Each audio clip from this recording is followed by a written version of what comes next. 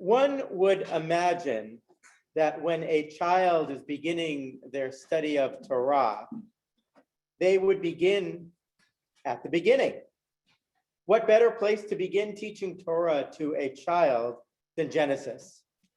Stories of families, plenty of narrative, and a God with whom many of the characters are able to communicate. In a yeshiva, however, little children, most likely boys, do not begin their studies with Genesis. Rather, they begin with Leviticus, which we begin reading this week. Since some would like to skip right over the book of Leviticus, it is hard to imagine a small child learning to love Torah by studying Leviticus. Leviticus is concrete. It offers laws and rules. There is security in knowing what we should and should not do. Leviticus takes its name from the Levites, the tribe of priests. Aaron, Moses, and Miriam were from this tribe. Leviticus is known as the book of priests and is sometimes called Torah Kohanim, the Torah of the priests. Leviticus details the making of sacrifices and gives instructions for observing festivals. Its topics include acceptable foods to eat, leprosy, personal relationships, and priestly conduct. Sociologists understand Leviticus as an attempt to create a social order that made manageable a chaotic world. Trespass of the rules threatens the entire community with anarchy. Through the divinely revealed social order, the disorderly natural world is to some extent tamed and even endowed with blessing. Who would not like to be able to make their lives just a bit more manageable, to gain just a little more control of things? But it is the Hebrew name of this book that offers us a glimpse of another understanding. In Hebrew, Leviticus is known as Vayikra. This is the very first word of the book of Leviticus. Vayikra el Moshe, God called to Moses. The Torah records numerous conversations between God and Moses.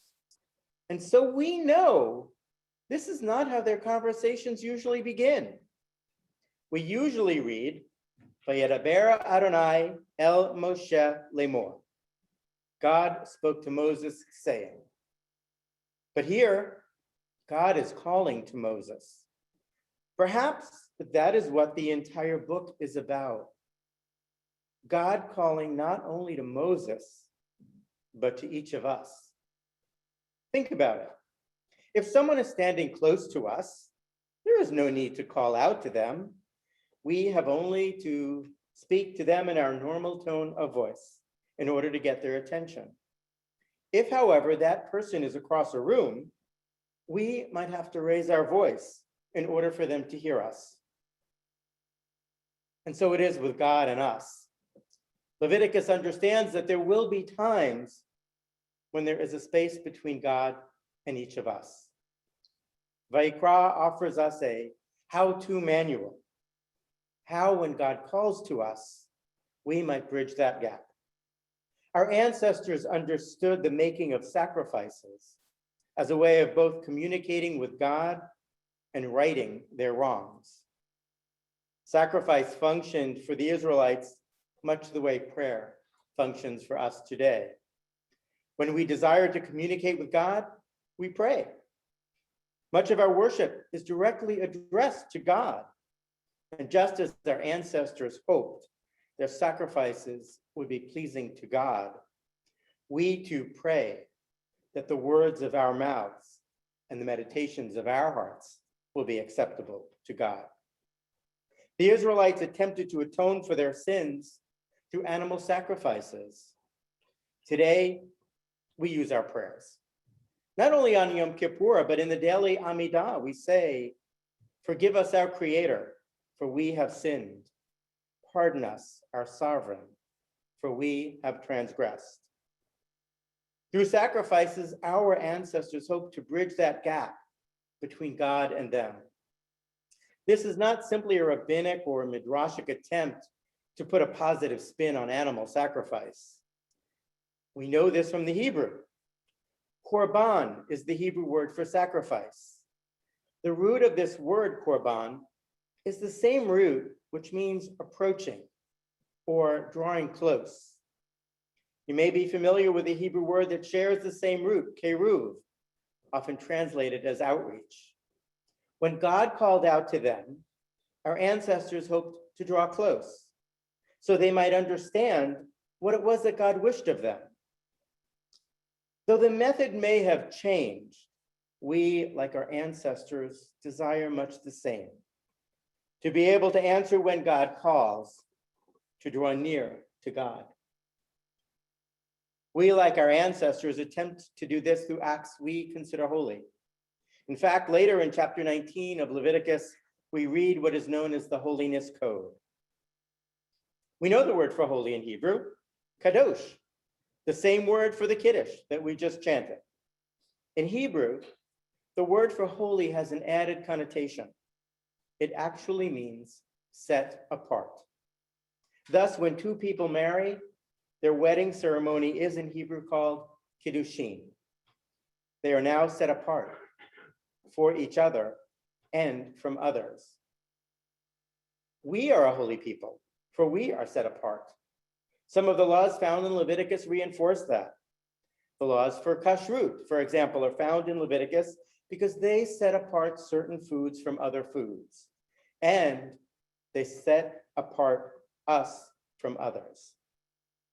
Now, I did not grow up in a kosher home. In fact, I often refer to the home in which I was raised as glut treif. A few months after my becoming a bar mitzvah, my mother returned to the workforce and the kitchen closed.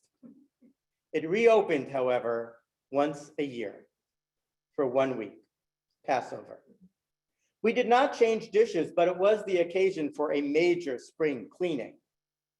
My father, brothers, and I would make the long trip down to the Lower East Side. We would visit my father's mother, who would send us home with jars of chicken soup and matzo balls, potato kugels, and a cake that was too dry to swallow. Around the same time, a large box would appear in the foyer of our apartment. There was no room in our small kitchen for this large box from the supermarket. It contained my mother's Passover order. Before its contents were sorted and put away, it contained jars of gefilte fish, horseradish, and honey, dozens of eggs, and many boxes of matzah. That week, my family that regularly dined on spaghetti with clam sauce or Chinese takeout ate chicken and pot roast, a savory matzah brie, soup with matzah balls, macaroons, colorful cookies, and lots of matzah. For 1 week, we ate no bread. We had matzah for breakfast. That week, we did not eat out. 1 week a year, we kept Pesach, as they say. Mind you, my family that would never consider keeping kosher in any other form during the year. But somehow my family intrinsically understood Rabbinic Judaism's attempt to maintain a system of worship after the destruction of the temple and the end of those animal sacrifices. The rabbis transformed the sacrificial rites of the temple into domestic table rituals. Offerings were reenacted in the 3 meals of Shabbat. Life cycle events were followed by an obligatory communal feast. The rabbis composed dozens of blessings, brachot, to be said over food and after eating. The sacrificial system's preoccupation with laws and rituals were channeled into the system we know today as kashrut. And the Passover sacrifice became a family feast of highly symbolic foods.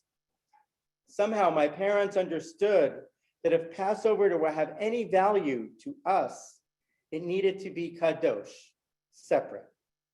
Not only did that night need to be different from all other nights, that week needed to be different from all other weeks. Through those rituals of keeping kosher for Passover, I learned the larger lesson of Leviticus. The ritual commandments are not unrelated to the moral commandments. In the biblical world, there was no separation between ethical and ritual behavior.